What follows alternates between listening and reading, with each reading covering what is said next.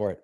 Let's go talk to Peter. He, him in Massachusetts wants to talk a little bit about the Bible. Hey, Peter, you're chatting with SR and Dave Warnock. What's up?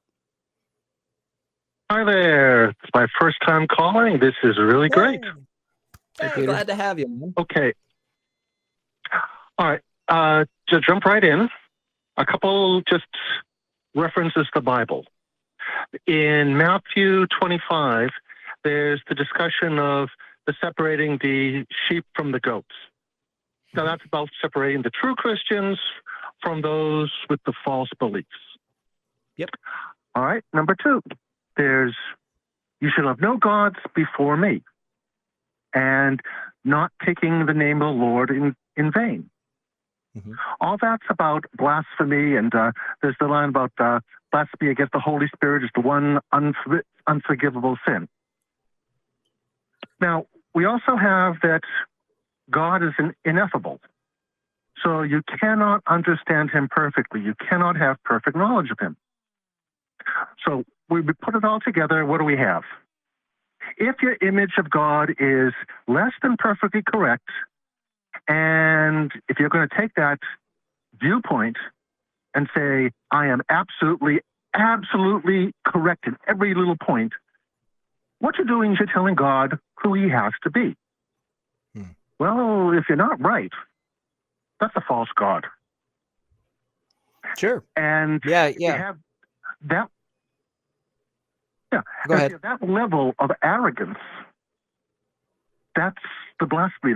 That's where you really need to be humble. If you're going to be able to say, you know, I have some ideas and I'm going to believe and I can do it with humbleness, then you're going to be able to actually get somewhere and have your faith, and that's fine. It's kind of like with science. You don't say science is truth. There's nothing but truth, and I have it all. You say, okay, I have some ideas, I have some theories, and you know what? I could be proven wrong. Sure. This is an argument against motivated reasoning.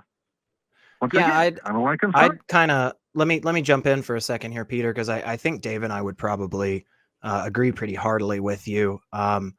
We were never more arrogant in our lives than when we thought absolutely everything in this universe was designed for us personally, right? It is one of the absolute heights of arrogance to believe that all of the galaxies in the universe, right? That all of the billions of ants and beetles that exist in this world, that somehow all of that was made specifically with the thought of like you and me chatting it up here one day, Peter. Like it's nonsensical. And not only that, I think the danger comes in when you do elevate yourself and your own knowledge and experience to such a degree, right?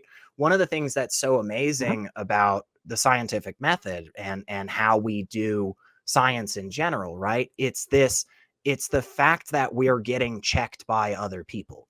It's that humbling experience of somebody else coming in and going, man, I actually followed the recipe perfectly, and this is not a good cake. Like, this cake sucks, man. You know, you used a bunch of salt instead of a bunch of sugar, so it's terrible. That's one of the most valuable things in life, in my opinion, is just getting that moment where you have to step back and recognize, like, you don't know it all, you know?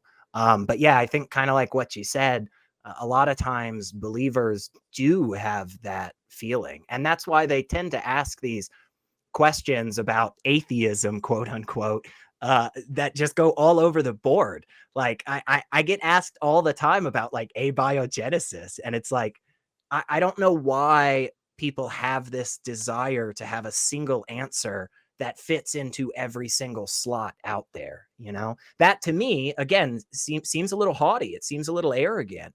It seems like one would do better by just taking a step back and recognizing that the world is much bigger and things are more nuanced.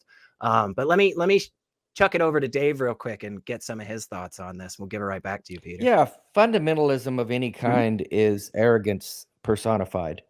When to your point, secular. When I was a believer, I was fundamentalist evangelical. I believed that what I believed was the absolute right way to believe, and anyone who didn't believe like me was wrong in some regard. Even other born again Christians, if they weren't charismatic, if they didn't have the power of the Holy Spirit like I supposedly did, then they were just getting it a little bit more wrong than me. And it is the height of arrogance to think that whatever our position is on anything is the only correct position. I know there are Christians, there are people of faith who don't hold these fundamentalist views. They're more open-minded. They might say something like, well, I believe in God this way, but if you believe in him differently or in a different God, then I'm okay with that because I may be wrong. I have more tolerance for that kind of faith, even though I'm someone who believes that we'll be better off as humans, in the world, if there were no religions at all, if there was no faith, if we just lived by logic and reason and what the evidence showed us. But if there has to be some kind of faith somewhere, I'd rather it be more of the open-minded variety rather than the arrogance of believing or even knowing. I mean, the evangelicals in my life, my family members and so on, they will tell you if you ask them that their worldview is 100% correct, and anyone who differs from that is just wrong. I mean, there's just nothing more arrogant than that. And this God of the universe thinks I'm really special, by the way, that I'm the apple of his eye and I'm formed in his image and all that bullshit. And this God listens to everything I say and, oh yeah, watches everything I do all the time. This God's eyes are on me and on every person in the world. And that's just more nonsense than I can wrap in my little pea brain. The arrogance of belief in this fundamentalist framework is just off the charts, and I don't even know what to do with it anymore. When I talk to people who are 100% convinced that whatever and I'm not convinced there's no God. I just don't see evidence enough to believe in one. I'm not sitting here saying as an atheist that I believe there's no God. I'm saying I don't believe there's a God.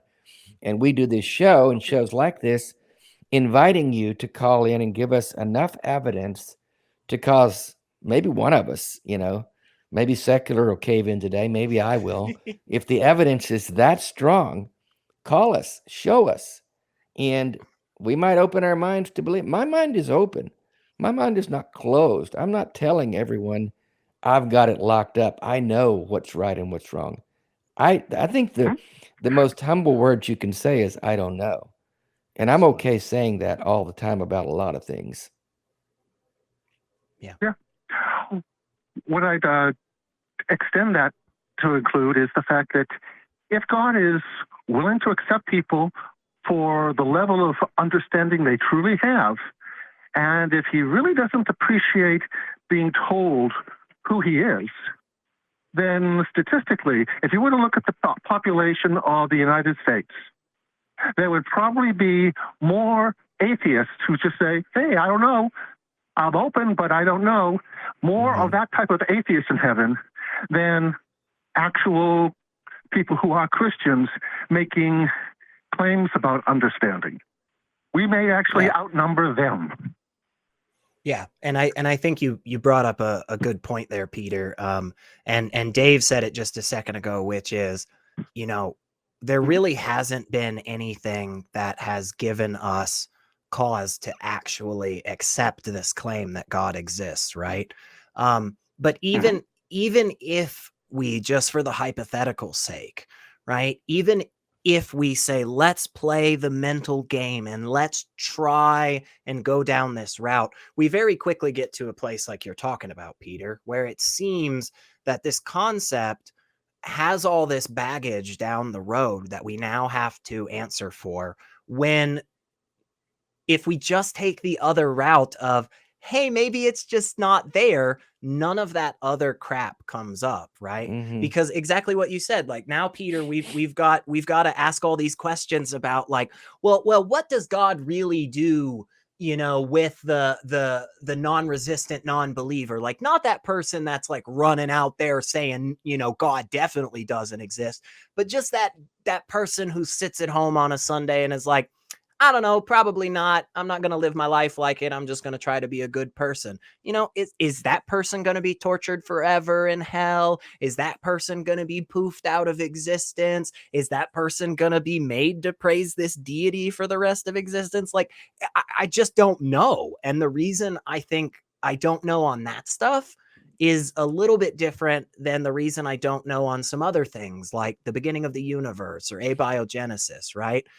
I don't know on the abiogenesis side because we have a lot of different potentials, but we don't really have anything that's like concrete. Again, that pushes us over into that, yes, I accept this. But then when it comes to all this God supernaturally stuff, the reason that I have to say I don't know is because there seems to be conflicting understandings.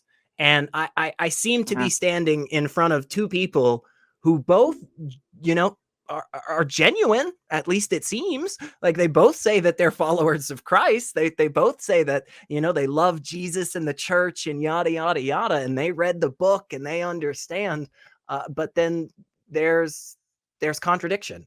Mhm. And again, that contradiction doesn't exist for those of us who live in a world where we aren't constantly trying to figure out how this makes sense with an all-powerful deity that somehow lets a sports team win but kills children. It's confusing, honestly. I don't know that there really is a good answer. Priorities. That's right. That's right.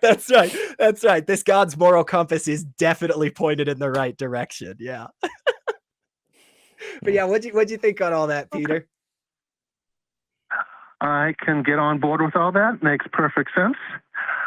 There's so much irrelevancy in the requirements of so many believers. Like you mentioned, abiogenesis. On a daily basis, abiogenesis really doesn't impact my life. I expect that there's going to be more answers coming down the pike, and we have a fair bit, but yeah, there's so much work that's being done by what we do not know after having looked for it for a short period of time, compared to how much we don't know after religion has been searching for millennia. Yeah. Yeah. Weird how we've made a lot of progress in the last 50 years in things like, I don't know, just electronics or medicine or every other field out there except for theology. It's just really weird how that's been the case. But yeah, Peter, I think Dave and I are definitely in agreement with you, and we're gonna go grab some other calls and move on. But we do appreciate you giving us a shout, and we hope you'll call back in the future.